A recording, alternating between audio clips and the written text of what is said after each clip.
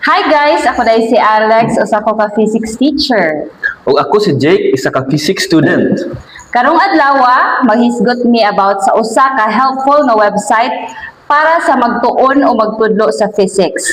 The Physics Classroom. Kung teacher ka na gusto og interactive tools o student na gusto makatuon og maayo, hala, paminaw na mo ani. What is the Physics Classroom? Ang Physics Classroom kay usa ka free nga educational website.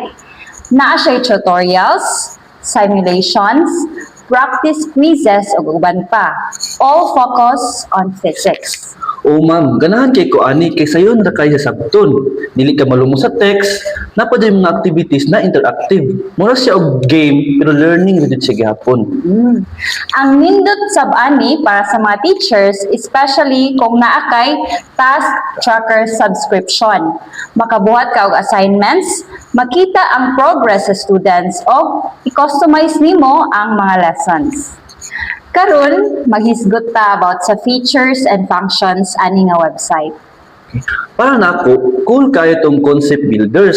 Dili boring, mura siya puzzle pero in physics version. Ako sab, I use the interactives kung mag-discuss ta about forces and motion. Example, katong virtual lab nato sa Newton's law.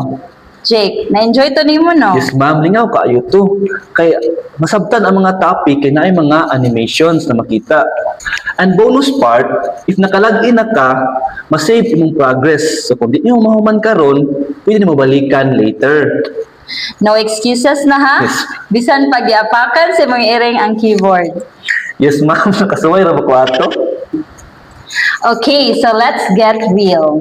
I-review nato siya gamit ang software evaluation criteria.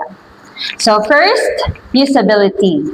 So kini siya nga website easy to use o intuitive kaayo. Now, for the features, kumpleto na ay tutorials, quizzes, and na ay tracking. In terms sa cost, free siya para sa students and ang feature tools kay naibayad gamay pero worth it.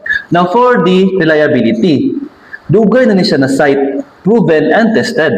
And for the support, daghan kayong resources online. Now, ang downside ani, kayang uban mga tools is locked kung wala kay subscription. And honestly, iyang plaster is karaan jud kayo. As a student bitaw ma'am, ganani ko mag-learn at my own pace. And tungod ani na website, dili ka siya overwhelming. Same here as a teacher, it saves time. Dali ra buhatan ang lesson plans o makita ra pud nako asa ang lisod sa students. And nice po kayang quizzes. Kay kung masayop ka, yan i-explain. So makabalo ka as a student na kung unsa jud siya ang correct na answer.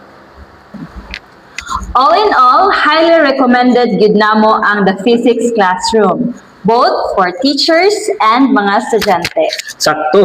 Kung gusto ka makatuon sa physics in a fun and clear way, check this site out. So, that's it for our podcast today. Don't forget to like, share, and check this website. Padayon sa pagkaton and keep exploring science.